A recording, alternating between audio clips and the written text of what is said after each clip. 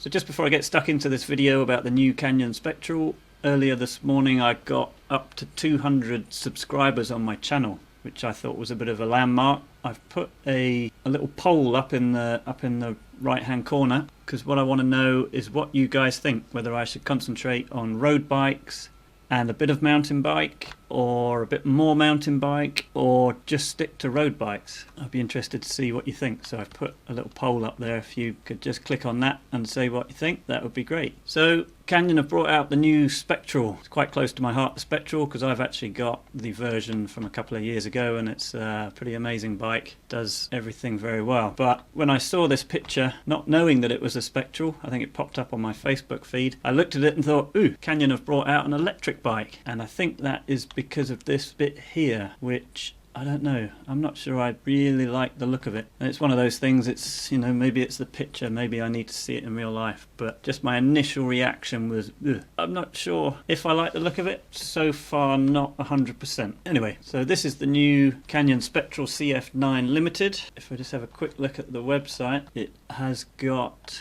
150 on the front and 140 on the back. We've got the SRAM XX1 Eagle group set, which is quite hilarious when you look at the cassette, because it goes from a 10 to a 50. If you'd have asked me a few years ago if anybody would be running a 50-tooth rear cassette, I'd have probably laughed at you. But here they are.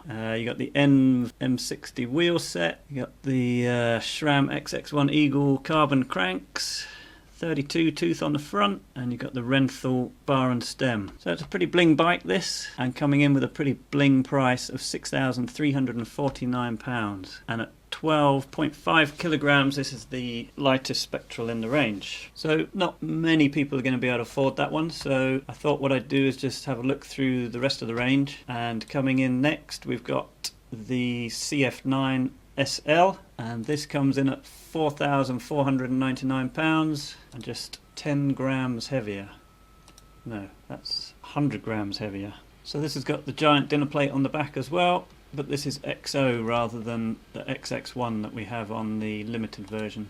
So that's the SL. Next up is the 9 Pro, different paint job, and this is 3599, a little bit heavier, 13.1. Quite like that paint job. Still not sure about this bit here though. And then next up, or next down, is the CF9 3199, and again just 100 grams heavier. Again, pretty cool colour scheme. We've obviously got the internal reverb on all these bikes. That one doesn't have the 50 on the back. Don't know what that is, but it's obviously smaller. So that's the 9, and then we drop down to the 8, CF8, and that is again another 100 grams heavier, but quite a bit cheaper, 2699. I think that's got sort of a glossy finish on the top and then a matte finish underneath. Pretty cool. Next up, the 7, and we've dropped down to the aluminium frame on the 7, 2449, so a bit cheaper, but quite a lot heavier. It's another kilogram heavier, so whether or not you just save up that little bit extra and get the carbon frame, that's probably what I would do. And I'm not keen on this bit here. That weld looks really messy, doesn't it? No attempt to smooth out the welds on this. And we've got first front derailleur in the lineup, XT. So the 7 is an interesting one. For such a smallish drop in the price, you'd definitely go for the 8, wouldn't you? I certainly would. So that's the 7. Then we've got the 6. I like the red paint scheme, that's pretty snazzy, and again not a huge amount cheaper, but quite a bit heavier. We're now up to 14.7 kilograms at 2299, so I'm still thinking you'd want to save up for the 8, but we've gone back to the 1x. So there's obviously people still asking for the front derailleur setup, which is why they've put that on the 7, I guess. Okay, so that was the 6, and then we've got the AL5, 100 grams heavier, coming in at 1999. So if you were going to get an aluminium one, you're as well off getting the 5 as you are the 7, I think. Pretty much. So that's the new Spectral lineup, and if you've noticed, there's the BBV score on each one of these.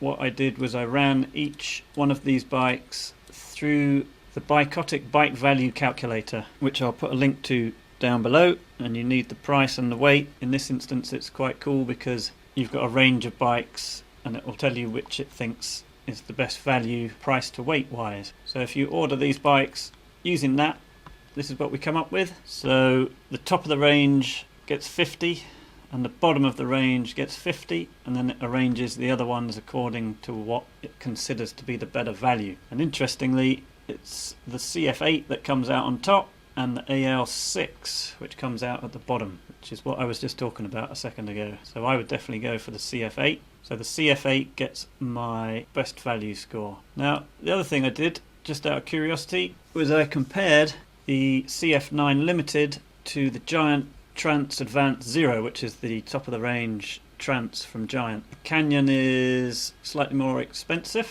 but it does have more blingy kit on it. So it's got the XX1 and the GIANT is just XO. You've also got the reverb on the Canyon. I've never used the GIANT equivalent, don't know how that stacks up. And you've got the Fox Factory 34s versus the RockShox Pikes on the front. You've got the Kashima coating on the Foxes there, likewise on the rear shock as well. But they've both got the same travel, similar price, so it's hard to call there which one you'd go for. But what is interesting is if you overlay these two bikes, what's interesting is how amazingly close some of the angles are and the overall shapes of the bike. Obviously they've got different suspension layouts. However, I had a little play around and literally you can cut it down the middle and create a cut and shut, and it matches absolutely perfectly, which seems a little uncanny.